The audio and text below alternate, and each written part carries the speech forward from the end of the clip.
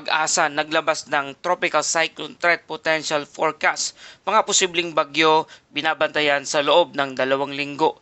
Magandang araw Pilipinas, ito ang inyong weather update kung saan patuloy nating binabantayan hindi lang ang kasalukuyang lagay ng panahon, kundi pati na rin ang mga posibleng bagyong maaring mabuo sa mga susunod na araw at linggo. Ngayong araw ng Martes, December 30, 2025, tatalakayan natin ang Pag-asa Tropical Cyclone Threat Potential Forecast o TTPF, isang mahalagang tool na tumutulong sa maagang pagtukoy kung may posibilidad bang mabubuo ang isang bagyo sa loob ng Philippine Area of Responsibility o PAR sa loob ng 2 linggo. Kung bago ka lang sa ating channel, please like, share, and subscribe para lagi ka updated sa panahon. Salamat sa iyong suporta. Mga kababayan, ang ulat na ito inilabas kahapon, December 29, 2025, base sa model initialization. Ang full forecast ng Pag-asa sa Tropical Cyclone Threat Potential Forecast sa Week 1, December 29 hanggang January 4, 2026 at sa Week 2, January 5 to January 11, 2026.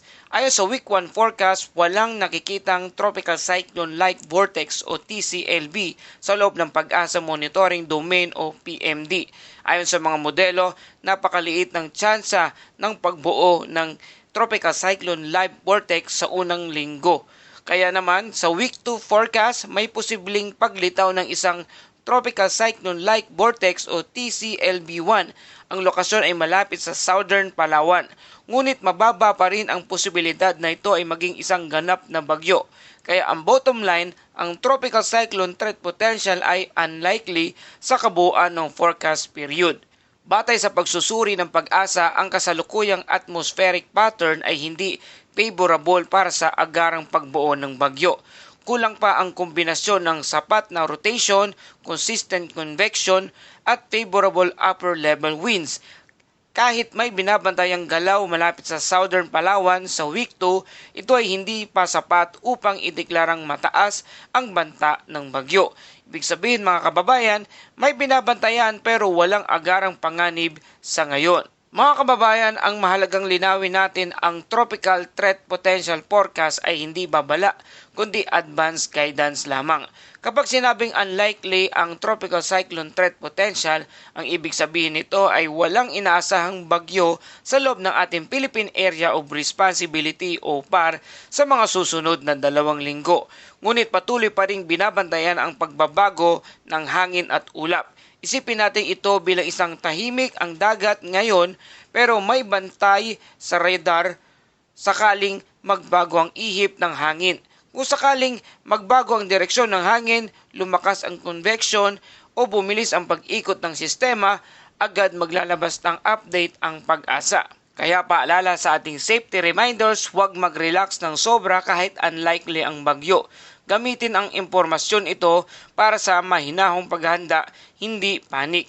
Patuloy na sumabaybay sa Pag-asa Weather Bulletin at sa local DRRMO advisories. Tandaan, ang opisyal na babala ay ibinibigay lamang kapag may aktwal ng bagyo sa loob ng ating Philippine Area of Responsibility o PAR. Sa kabuuan, walang TCLB sa Week 1, December 29 to January 4. At may binapantayang TCLB malapit sa Southern Palawan sa Week 2 pero low chance pa rin itong maging isang bagyo. Ang Tropical Cyclone Threat Potential ay unlikely. Dumako naman tayo sa lagay ng ating panahon. Sa kasalukuyan, nakakaapekto ang northeast monsoon o hanging amihan sa northern at central Luzon, habang easterlies naman ang maging ibabaw sa ibang bahagi ng bansa. Para sa ating forecast weather condition sa Visayas, Mindanao, Palawan, Sorsogon at Masbate, ang kondisyon ng panahon ay bahagyang maulap hanggang maulap na kalangitan na may panakanakang pag-ulan o thunderstorm dahilan ng easterlies, init na hangin nagmumula sa kargatang Pasipiko. Ang posibleng epekto nito ay biglaang pagbaha at pagguho ng lupa sa mga lugar na makakaranas ng katamtaman hanggang malalakas na pag-ulan. Paalala, maging alerto ang mga nasa mabababang lugar at nasa malapit sa kabundukan. Sa Metro Manila naman at natitirang bahagi ng Luzon, ang kondisyon ng panahon ay bahagyang maulap hanggang maulap na kalangitan na may isolated light rains dahilan naman ito ng northeast monsoon o hanging amihan.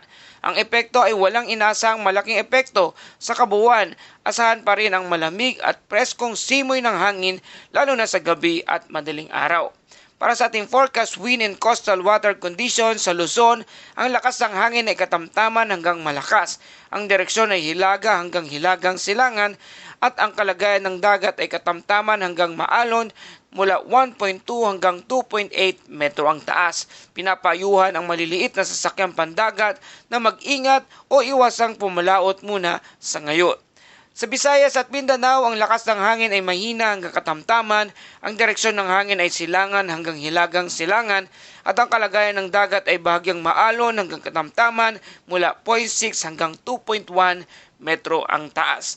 Sa ating extreme temperature and relativity humidity, ang pinakamababang temperatura na itala 22.6 degrees Celsius kahapon ng alas 6:30 ng umaga.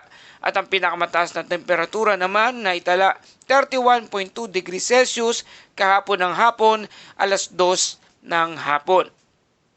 At sa ating tide and astronomical information sa Metro Manila, ang araw ay sisikat mamayang alas 6:20 ng umaga at lulubog naman ito bandang alas 5:36 ng hapon. Ang bottom line ng ating panahon ay amihan ang umiiral sa buong Luzon, malamig, mahangin pero kaunti ang ulan. Easterlies sa Visayas at Mindanao naman na may panakanakang ulan at thunderstorm. At bantayan ng flash flood at landslide sa mga maulang lugar. Maging maingat lalo na sa maalong karagatan sa lugar ng Luzon. Sa ating mga kababayan, may mahalagang weather highlight tayo ngayong araw lalo na para sa mga nasa hilagang Luzon. Binalot ng frost o tinatawag na andap ang mga pananim sa barangay Inglandan at Paway, Atok, Benguet nitong linggo ng umaga, December 28, 2025. Makikita sa mga ulat at larawan na nagyeyelo ang mga dahon, damo at gulay. Sinyalis ng matinding lamig dulot ng patuloy na pag-iral ng northeast monsoon o hanging amihan. Ang tanong, bakit nangyayari ito? Dahil sa malalakas o malakas at tuloy-tuloy na hanging amihan, malinaw na kalangitan sa gabi at napakababang temperatura sa matataas na lugar. Bumaba ang temperatura sa freezing point dahilan upang mabuo ang frost sa madaling araw. Ang pinakanakakaranas ng ganitong kondisyon ang Atok, Benguet, ibang bahagi ng Cordillera, mataas na lugar ng Northern Luzon. Lubang apektado ang sektor ng agrikultura, lalo na ang mga gulay at pananim na sensitibo sa lamig. Kaya ano ang inaasahan sa mga susunod na buwan? Ayon sa Pag-asa, mas lalakas pa ang hanging amihan sa Enero hanggang Pebrero. Mas malamig sa umaga ang mararanasan sa kabundukan at posibleng maulit ang frost events sa mga susunod na linggo. Kaya paalala at babala, magsuot ng makapal na damit, lalo na ang mga bata at matatanda. Takpan at protektahan ang mga pananim. Mag-ingat sa hypothermia, lalo na sa madaling araw. Bantayan ang mga hayop at livestock sa malamig na lugar. Ang bottom line, hindi ito snowstorm pero ang andap o frost ay seryosong epekto ng amihan at malinaw na indikasyon ng peak ng malamig na panahon sa bansa. At dumako naman tayo sa ating Bible verse of the day mula sa Ecclesiastes chapter 3 verse 1. Ang sabi, may takdang panahon ang lahat ng bagay at ang bawat gawain sa ilalim ng langit ay may takdang oras. Mga kababayan, gaya ng ating panahon, may taglay o may tag-ulan, may tag-init at may malamig at may mainit. Ganito rin ang ating buhay. Walang nangyayari ng basta-basta. Ang bawat bagyo, bawat lamig at bawat pagbabago sa kalangitan ay may layunin at hangganan sa plano ng Diyos.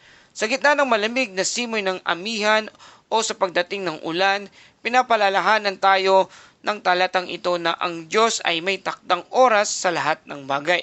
Maaring may pinagdadaanan tayo ngayon, pagsubok, pangamba o paghihintay. Ngunit tulad ng panahon, ito rin ay lilipas. Kaya habang tayo ay naghahanda at nag-iingat, matuto rin tayong magtiwala sa Diyos.